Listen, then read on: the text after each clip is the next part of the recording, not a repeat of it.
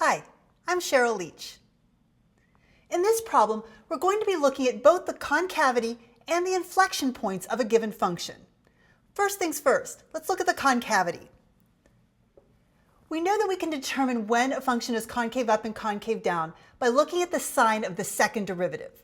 So let's go ahead and find the second derivative of my function.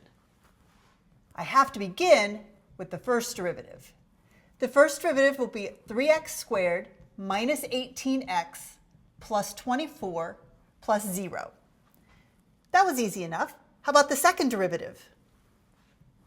Again, this time I'm lucky I can just use basic rules. And I get 6x minus 18. Now remember, I want to know what the sign is of the second derivative. So we're going to look for the spots where the second derivative is 0 and when it's undefined, because that's where you may see a change. So when is the second derivative equal to 0? And when is the second derivative undefined?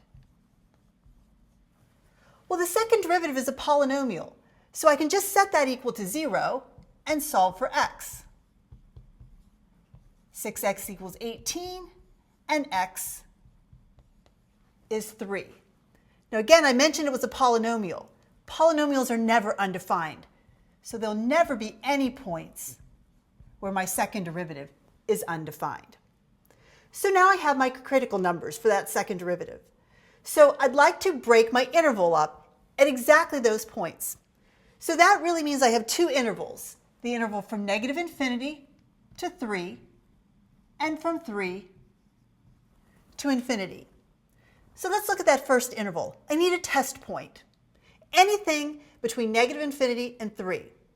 0 is an easy option. So let's test x equals 0. What happens when I plug that into my second derivative? Well, here's my second derivative, and I get 0 minus 18, which is definitely a negative number.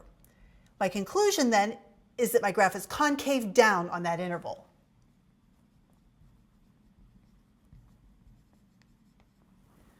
Moving on to the second interval, from 3 to infinity. Again, pick any number you like on that interval.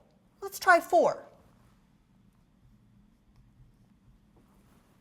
When I plug that into my second derivative, I'll have 24 minus 18, which again is a positive number. That one was pretty easy to calculate as well.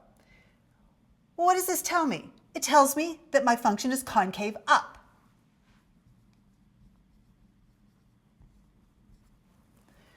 So I've really answered my question about concavity. My graph is concave down from negative infinity to 3 and concave up from 3 to infinity. But now let's tackle that second question. Where are the inflection points? Well, what is an inflection point?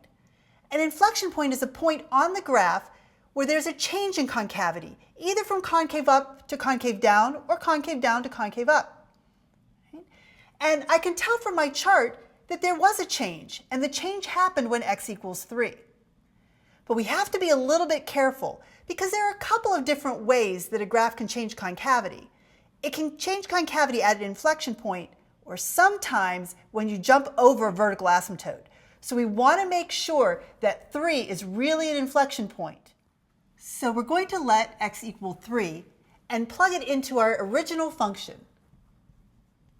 F of 3 will be 3 cubed minus 9 times 3 squared plus 24 times 3 minus 18.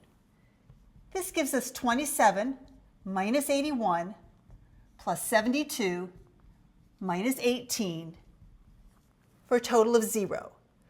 So that was a point on the graph of my function. This tells me that 3, 0 is the inflection point. I hope this helps. Thanks.